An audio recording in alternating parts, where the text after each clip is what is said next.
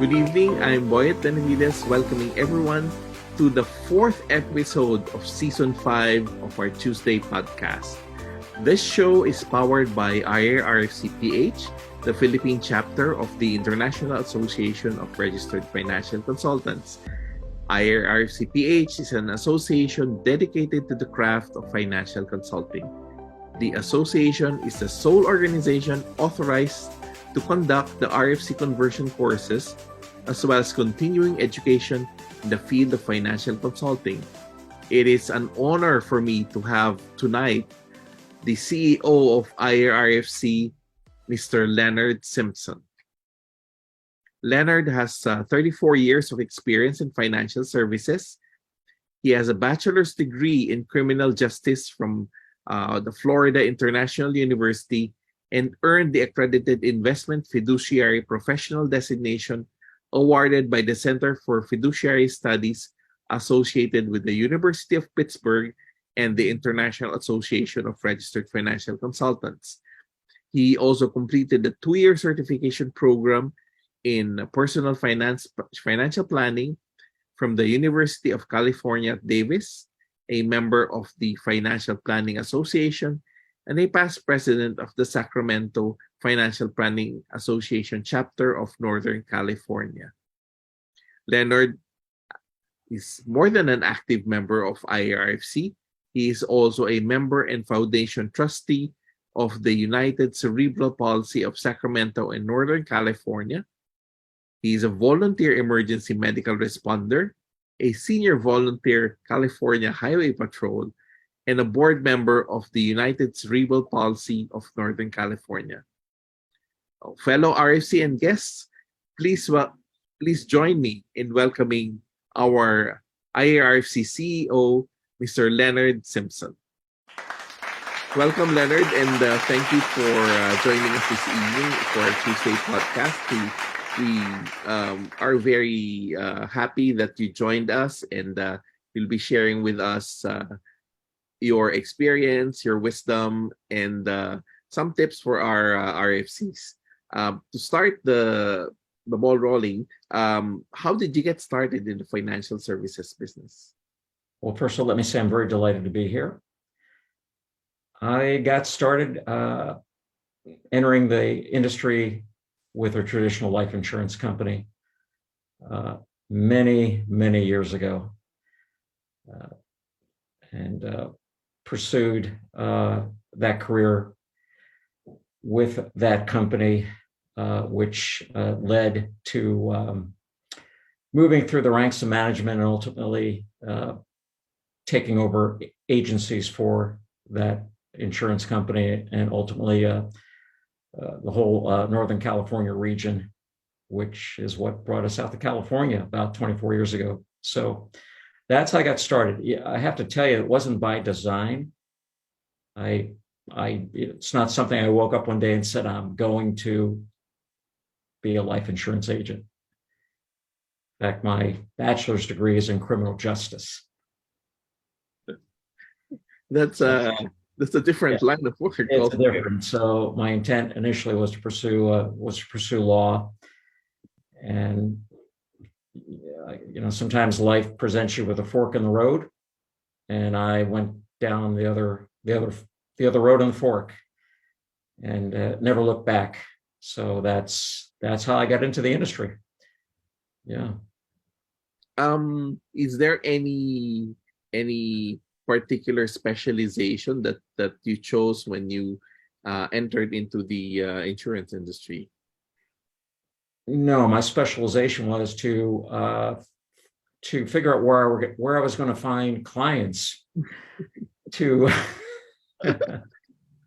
to sell some policies to. So I didn't have any specialty. It was really just had to kind of really figure it out on my own,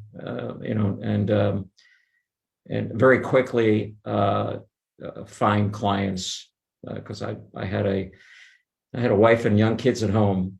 So that was my motivation, just trying to find people that I could talk to. So no specialty early on in my career. And over the years that you were, doing insurance with clients, when did you decide to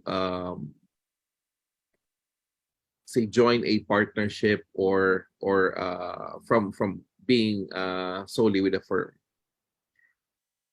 Well, again, I came in with a very large traditional company that is still around today. And so I was part of a very large agency system, much there aren't many around anymore today that have the traditional agency systems as a way to bring new people into the industry. So I was with a fairly large organization in South Florida where I came into the industry and had a lot of resources within that organization.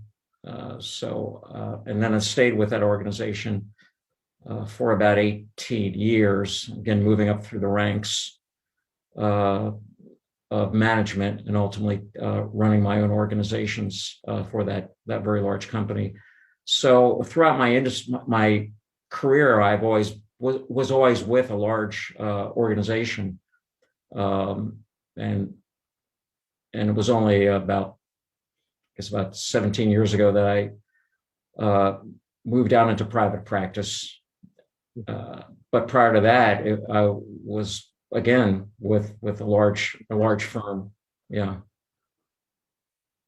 If your focus would be like on getting more clients, how do you see the importance of income protection for say in securing our clients' future? Well, when I use the word income protection, I'm talking to a client about how do you replace your income if you become sick and hurt and can't work. Okay. Where is the income going to come from? How are you going to maintain your cash flow and pay your bills? So that is what income replacement is. And it's an area of risk management that I find a lot of professional clients, they don't think about it. I mean, most people understand conceptual need to have life insurance, right? But when it comes to the prospects of them suffering a short-term or long-term illness or injury that is going to take them away from what they do to earn a living, how are they going to cover that risk? And so that's what income protection is. And I really try to impress that upon, existing clients and prospective clients that I come into contact with them. It's part of the planning process. It's part of the risk management process. I've been in the financial planning space for a long time, and I talk about the three pillars. And if you're sitting on a stool and you have three legs, and one of those legs is your income, and you kick that leg out, then what? Because everything that you do is predicated on a continuation of your income, right? So that's how I view it, and that's how I discuss that with clients. Like when everybody's healthy and they don't feel anything, they feel that they're invincible, and that situation will continue on for the longest time, right? Absolutely, particularly when you're talking to millennials. They think they're invincible. And in the course of being in this industry 34 years, I've had experience with clients that realized that they weren't invincible, that they were stricken with either a debilitating illness or a significant injury, but fortunately they had they had the coverage. I can share with you one story. I had a physician client a number of years ago, probably about 8 years into his practice, a solo physician. So there weren't any other physicians in his office. He was a family physician. 8 years into his practice, when he was introduced to me, and he didn't have any disability insurance. Mhm. Didn't have any. So, after working with him for about a year, we finally secured for him some coverage. And 2 years later, he suffered a debilitating illness and had to sell his practice. Mhm. He was done being a physician. Oh, But that's what saved him and his family financially was he had the disability insurance.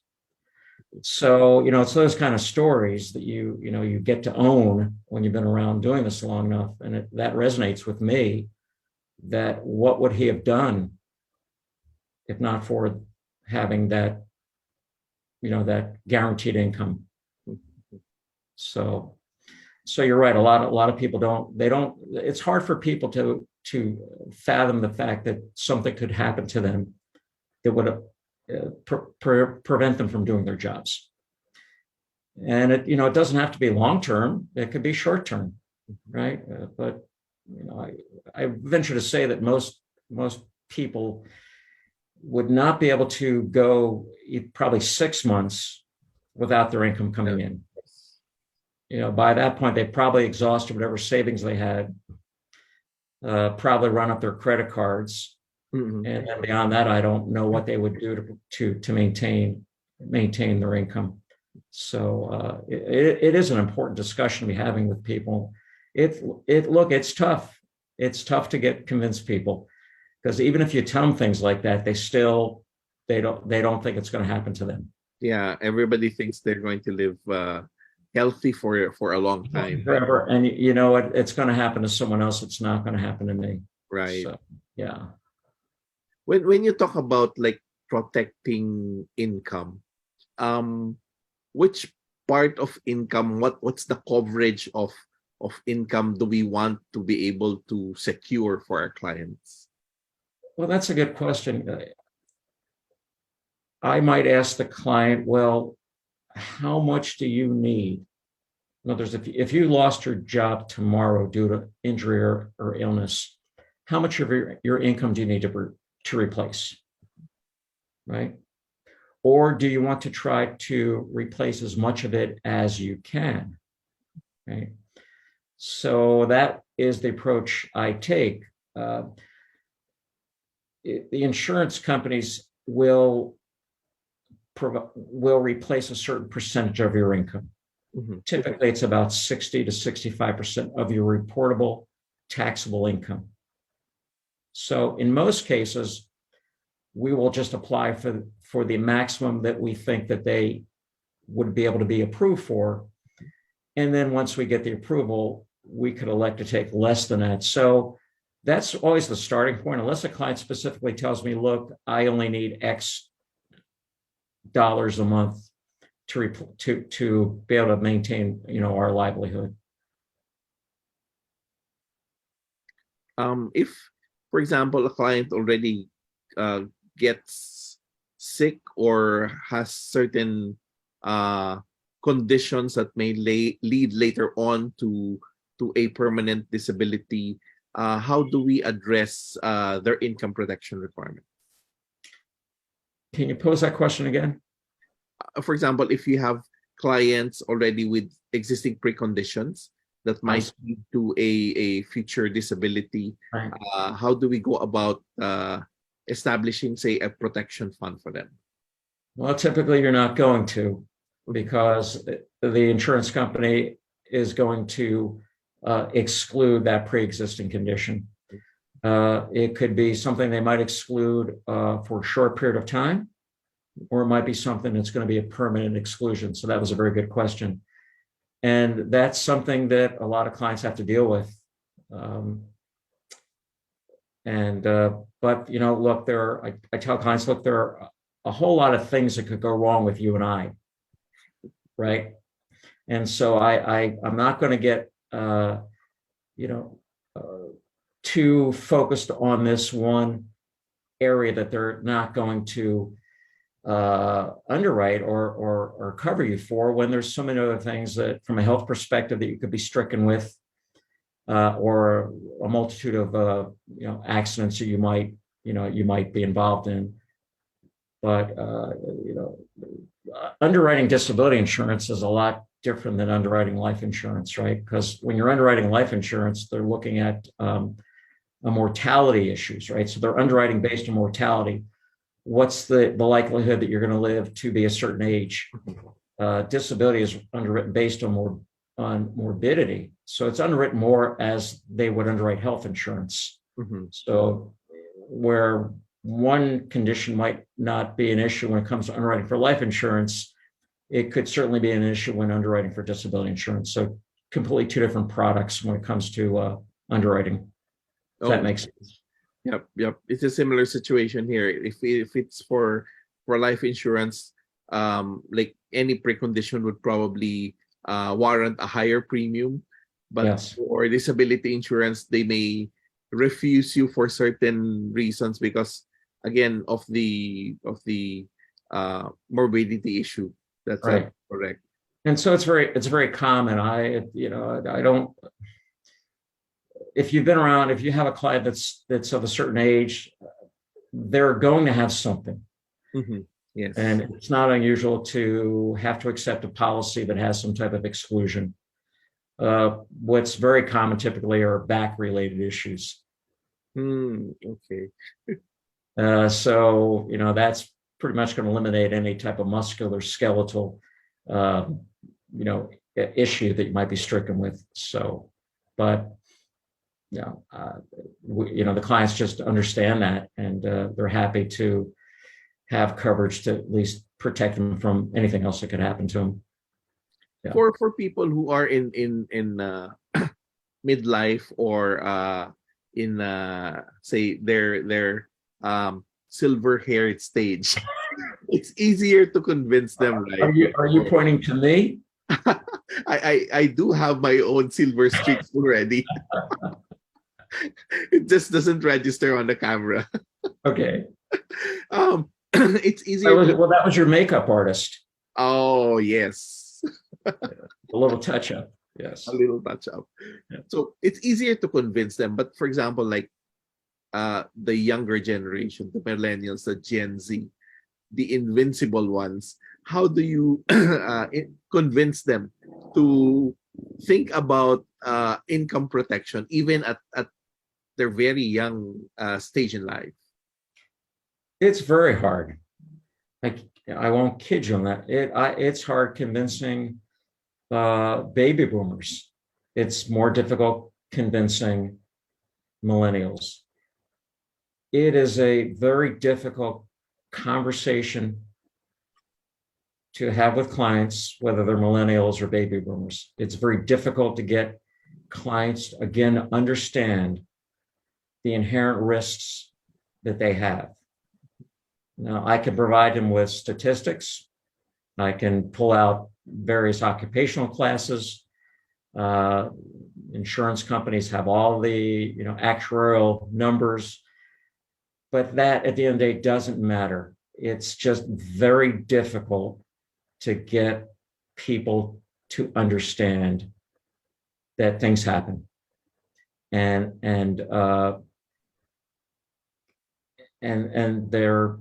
they're not willing to recognize that they could be financially devastated if they suffered an accident or illness that would keep them out for a long period of time. I think one of the toughest challenges that I have and we have in our industry is when you're talking to a professional that says, well, look, I sit behind my desk, and as long as I can use my hands, right? Mm-hmm. So I'll share with you another story. So I had a young client. We ultimately got into discussion about disability, and he's a techie. So he said, look, I don't do anything risky. I sit at the computer, and as long as I can use my hands. I did get him to finally agree to get him underwritten for disability. We got it approved. And I So I received his policy and I called him up, said, okay, I need to meet with you to deliver a policy. And he said, well, I developed this really bad back issue.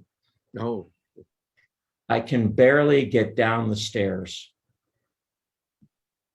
Could you come to my house and bring it over? I think at that point he understood Mm-hmm. that the fact that he thought, well, as long as he could get to his computer and use his hands, because he was in so much agony, he couldn't sit Yep.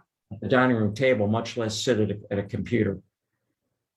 So, but it's tough. I won't kid you that it's a very difficult risk management tool to get clients to understand the need for. Again, whether they're millennials, Gen X, baby boomers, very difficult. Very difficult. Yeah. Well, in the case that in the story that you narrated, you were there just before it happened. Now he realizes that uh uh something may happen to other parts of his body that will affect his ability to be able to do his work.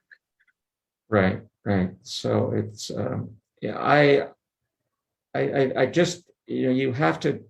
I have passion when it comes to that, and it's I maybe I get on my soapbox with clients, but I feel I need to now. Whether I can move that needle, it is difficult, but I feel that it's my responsibility to have that conversation and do the best I can to get the client to understand how important it is as a risk management tool. Moving over like to RFC matters, like how did you get involved with the association, and um uh, what made you expand your role in terms of participation in the organization? Well, I joined the organization in 2007. And I will tell you, probably like a lot of our members, I was not really involved in it for many years. And a call went out from the association looking for some people that would be willing to step up and take on that role. And so that was the impetus for me putting my hat out in the ring, I guess, or stepping up to answer that call. And I'm so honored that they chose me to lead this great organization into its next chapter. What did you see in IARFC that made you say that this is where I will put my my life, my advocacy in? Well, the history, the longstanding commitment to its members, to education, to providing them with the best tools they need to provide the best service to their clients. So it really is the history of the organization and what the organization is about, and the leaders that come before me and what they have done, and to be able to pick up the mantle and continue on is an honor to be able to do that. As CEO of IARFC, what's your role? How do you want to be like remembered in terms of your tenure as CEO? How do I want to be remembered? Well, I hope will be remembered currently for a long time. My role is collaboration with the staff back at the home office. It's collaborating and working in a partnership with the staff, with the U.S. chapter, with the board of trustees. I feel it's my responsibility to grow the organization, to do whatever I can to bring the resources to again with the help of the other players in our organization, the chapter, the board of trustees, the staff, to promote the organization, to get the word out there within the industry, to bring in more great people in the industry. One of my primary focuses beyond that is to grow the international chapters.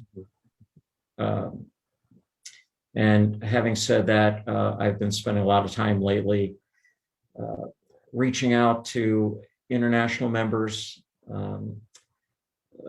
in various countries, trying to find inroads into other countries where we don't have a presence.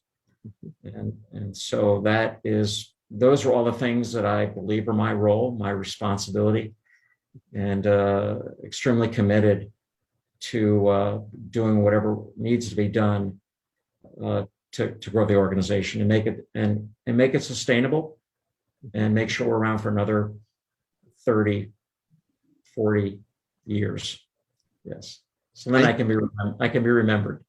Yeah, I think we have the same vision of revitalizing the organization and encouraging more members to participate, and to have that sense of community, of exchanging ideas, exchanging technology, exchanging best practices, so that it will result in a very, very vibrant financial advisory community. In the Philippines, we have had we're re-establishing linkages with the RFC chapters in the major islands of Cebu and Mindanao, and we want to bring them in again, and make the organization more responsive to the needs of a lot of our members. And we really appreciate that the home office is now connecting with us, and connecting us with all the other chapters as well. I guess this Tuesday podcast is the fruit of that work in process, where we build connections across RFCs all over the world. Yes. Well, that's our mission. I mean, we are the International Association. I also want to, one thing I left out, which is so important, is how we promote ethics in our organization, right? I think should be our guiding light, our guiding principle, because we have to make sure that we're always presenting to our clients. We have to operate always with the highest ethics in mind, with whatever interactions we have with our clients. And I think that's really important. There's a lot of organizations out there that I'm not quite sure that really is their guiding principle, unfortunately. So want to get that out there. I agree. We put clients first in Yes. our advocacy, in our mission, in our work. And I think for us, what we have been telling our inactive members is that what distinguishes an RFC is that we abide by ethical standards. Yes. Our ethics, our professionalism, and our attitude towards helping our fellow RFC members. So it's a community effort. It's an entire association effort. It's a global effort in terms of uplifting everybody, and making sure that we all do our work ethically. We do our work professionally. Well, we certainly appreciate what you're chapter does, what the other international chapters are doing. Extremely important to us, and it's I think it's great to have that global presence, and to the extent that we can together bring in more great people within our industry around the globe that don't know who we are, Yes. that would be great. Yes. Yeah. It's basically informing everybody, educating everybody, and making sure that everybody abides by the code of ethics of IARFC. We're also doing now again face to face our annual forum, so that we can gather all RFCs. We can physically now face to face network with them. There are some things that you cannot build through video conferencing. Somehow you need the human and the personal touch to be able to connect at a deeper level. And this year we're doing it in August. Hopefully we get a lot of participants, although some of our members may not be able to travel as far back to Manila. We will still connect with them, so it's going to be a hybrid forum for this year. Well, it sounds exciting. Yes, and hopefully in the future seasons we'll have a global podcast with panelists and guests from different RFC chapters all over the world. So thank you very much, Leonard, for spending the time with us tonight, sharing with us your ideas, sharing with us your goals and your visions for IARFC, not just in the US but globally. You know, strengthening the international chapters would be it's a very tough goal, but it's going to be very exciting. It's going to be very fruitful because it now strengthens the global organization. Well, I'm up for the challenge. Thank you. We're very happy that you're at the helm of the organization, and we're all here to support you in making sure that our goals, your goals, are our goals, and we work together towards that. Absolutely. Well, thanks so much. It's been a pleasure. Thank you so much for being very generous with your time, your experience, and your wisdom, Leonard. Our RFCs definitely learned a lot about protecting income, especially for the younger generation. So for our RFCs to know more about how we can surmount the headwinds coming our way as we exit the pandemic, we will be holding our first face-to-face forum from graduation on August 20 at the Makati Sports Club.